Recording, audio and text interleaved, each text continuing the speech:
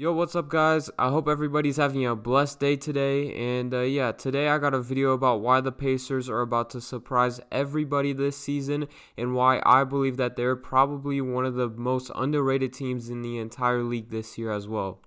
The team did start out really rough this season, going 0-3 against the Pistons without Blake Griffin and then also the Cavaliers. However, though, we are currently sitting at a 5-4 record after going on a 6-game streak and winning 5 of those.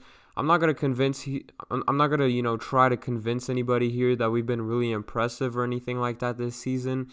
However, though, we honestly have been, better than I personally expected, because we did go up against, teams that are either .500 or below that, so that's not really that impressive.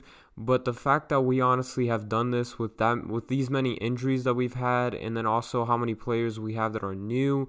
For example, like you got Miles Turner, Domantas Sabonis, Goga Bitadze, Jeremy Lamb, even Edmund Sumner, and then obviously Victor Oladipo as well. All of those guys have been, injury prone, or they've just been in and out of the lineup. So yeah, that's just not a very good start to the season, obviously, having all of that, and then also having all the new pieces that we've got. So yeah, honestly, I wasn't expecting us to be anywhere, near great right off the bat. But to be honest with you, I'm low-key impressed with the way that we've been playing already. And yeah, other than that, though, let's go and get straight to why I believe the Pacers are about to, end up surprising a lot of people by the end of this season.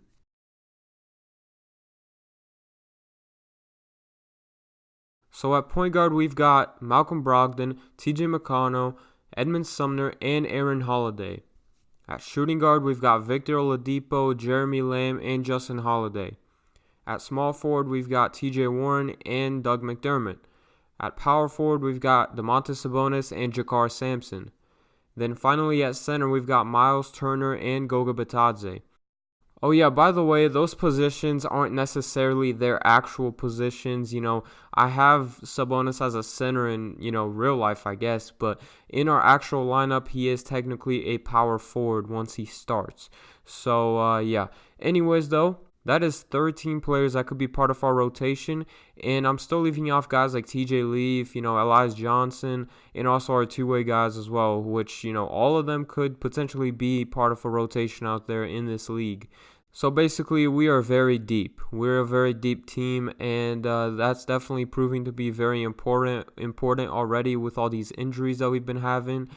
But yeah, that's definitely gonna come up big once the playoffs start as well.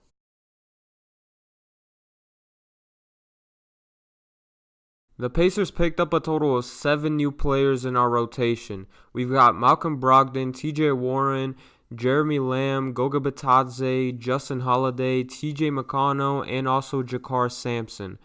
This is one of the reasons why I'm not really expecting us to be all the way, near perfect right off the gate or anything like that, because it's going to take some time to build up some chemistry, which, I've mentioned that in past videos, and we've honestly been able to do that so far, in my opinion, with games like the Hornets game where we went to overtime. We seem like really, like a niche group, you know what I mean? So, yeah, that's really good.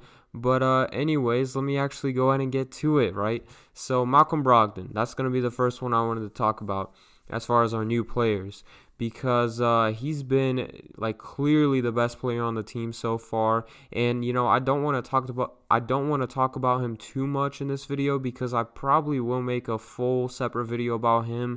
He's been playing like an all-star, putting up 20 points and 10 assists a game like it's nothing.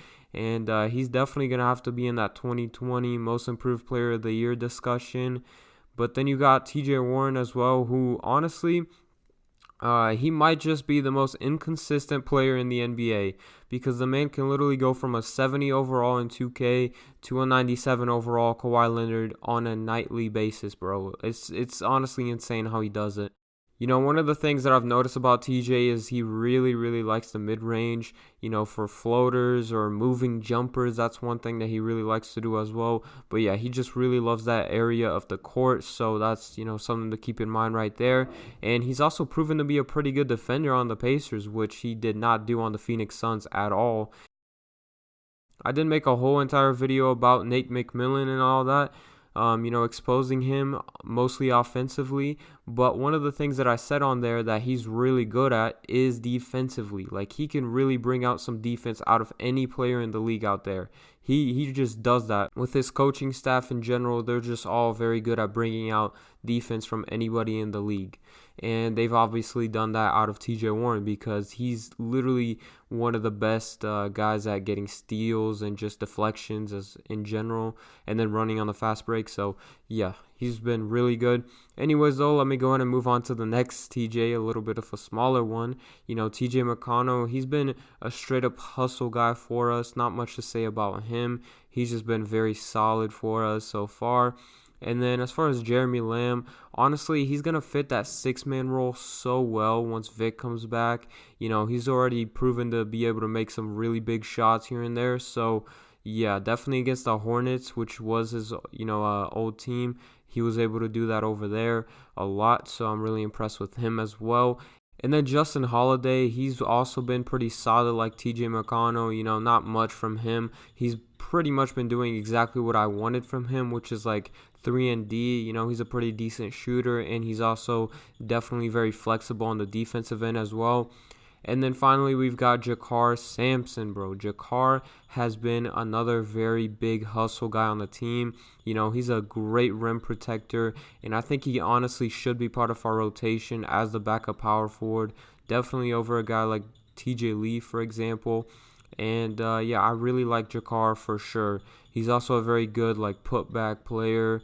He can get you some dunks offensively. He just does his job. Very solid role player. But now let's go and move on to Goga. And, I've already talked about Goga enough in this channel, so I'm just going to, try to reiterate some things. So he does have some really good potential of being a pick and pop big like Miles. He's also a very good post-up threat like Sabonis, actually. So he's kind of like a mix of both of them, like I've mentioned before. But one of the things that he's been showing that I didn't really know about him before is definitely some really good signs defensively. He's been protecting the rim really well, and he's also leading all rookies in blocks right now with 2.2 a game, so that's really impressive. But one thing that I do want him to stay away from is foul trouble, because right now he's getting a lot of those. But then again, that should come with time, so I'm not really worried all that much about that. So basically, all of our new pieces look very good on the team. I like all of their roles on the team. Everybody's playing well so far. Nothing bad to say right now. Last season I would have had a lot to say about guys like, Tyreek Evans, Corey Joseph and all of that. But right now I'm very happy with the team, and I definitely did not expect us to be this good so far. So this is very, very good.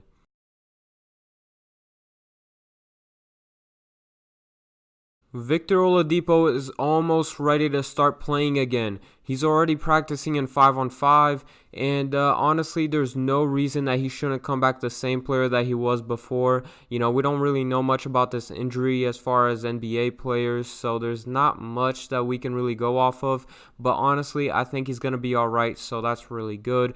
And he is supposed to come back in December, but I do think it's really important that we have a minutes restriction on him, which I'm expecting we do have, and we better have, because that'll definitely keep another injury from coming back. We want him to be as healthy as possible from now on, and he should be able to contribute a lot with this new team. So yeah, a backcourt of Malcolm Brogdon and Victor Oladipo honestly sounds like a dream come true on both ends of the floor. Because one of the reasons why we ended up, losing to the Cavs in the 2018 playoffs was because Vic just, he had the ball at all times, and he just didn't have another ball handler with him. We had Darren Collison at PG, and he just could not do anything. It was so frustrating to watch Victor, give away some passes because he just didn't have anybody else, carrying the load with him. But Malcolm Brogdon is clearly going to be able to do that with his new role on this team. And, he should also be able to space the floor for Vic as well, so that should give him more space to operate. So, yeah, very, very good right there. And yeah, man, I literally cannot wait to see these two guys play together.